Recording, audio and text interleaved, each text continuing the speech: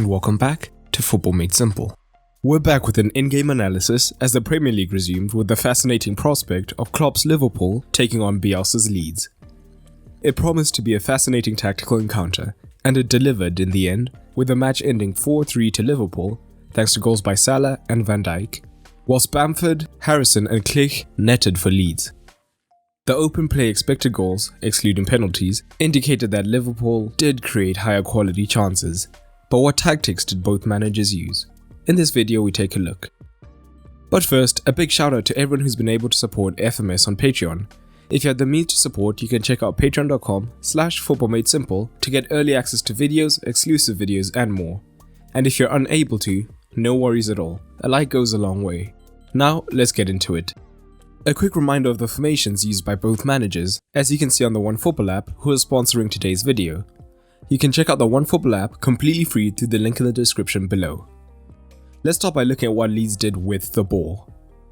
Leeds for the most part looked to play out from the back, with their centre-backs often dropping into the box alongside Marcelo to begin the play.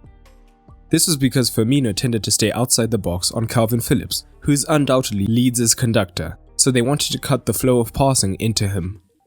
Liverpool were successful in doing this at times, as Phillips only attempted the 5th most passes for Leeds.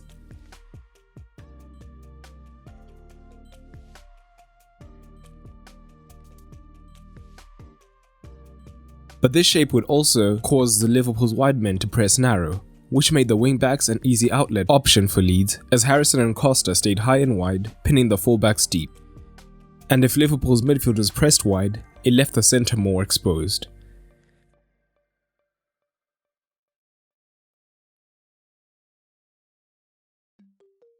As a result, Ayling and Dallas had the most touches for the team.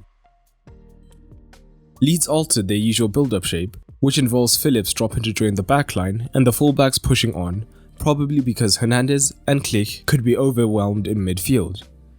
Instead, Phillips stayed high and would still consistently look for space to receive the ball so that he could advance the play, but again he was well marshalled, meaning that hardly any of Leeds' play went through the centre.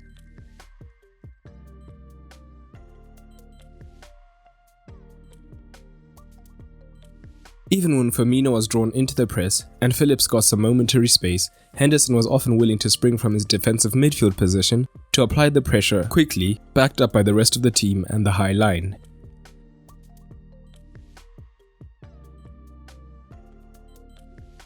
But Leeds at times could look to counter this, as Hernandez and Klich, when Leeds had the ball, were highly attacking. At times, Klich would form the double pivot, whilst Hernandez pushed high to give them the extra build-up option.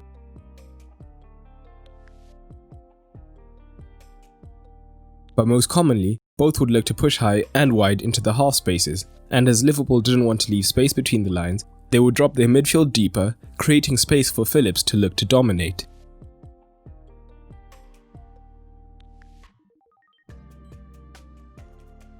And we see shades of this in the Harrison goal.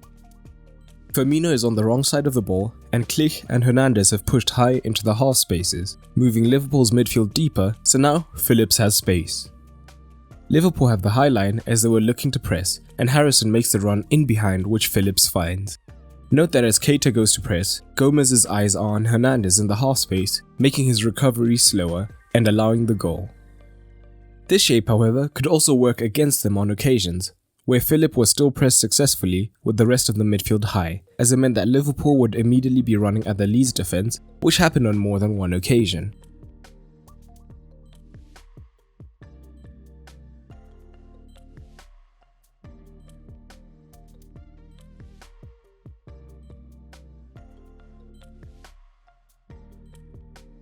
But higher up the pitch, the same shape paid dividends when they attacked quickly from the back.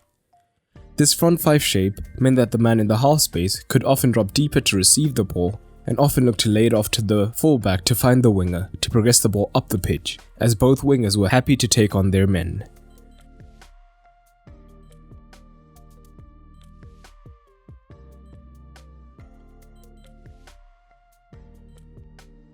This created the wide overload, often explaining why they used the flanks. It also meant that in various situations, Leeds had the extra runner who often ran behind Liverpool's high line.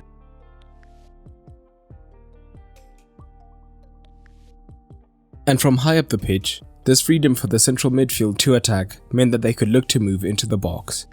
This partly shows in the Klich goal, as we see Ayling draw men away from the centre. Klich then pushes high from the half space alongside Roberts, who came on for Hernandez, and can get on the ball in the box and scores.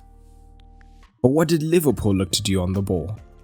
They also looked to play out short as usual, through the centre backs, with the fullbacks pushing higher up the pitch. Bamford would try to cut off the passing lane between the centre backs, whilst Hernandez was ready to try and push onto the defensive midfielder.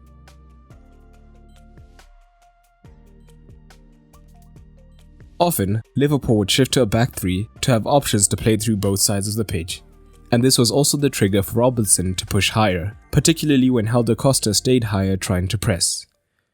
Mane would then move into central regions, dragging Ayling with him, which would leave space for Robertson to try and receive the longer pass behind the defence.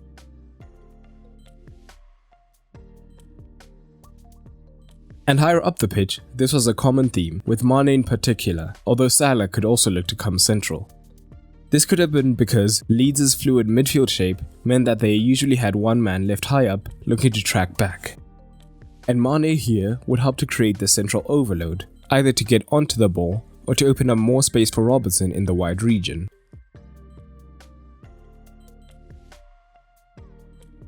On the right hand side, when they were chasing the game, Salah, who initially started wide to try and receive the switch as Trent was wary of Harrison breaking in behind him, began to tuck inside into the half space and Trent began to overlap instead.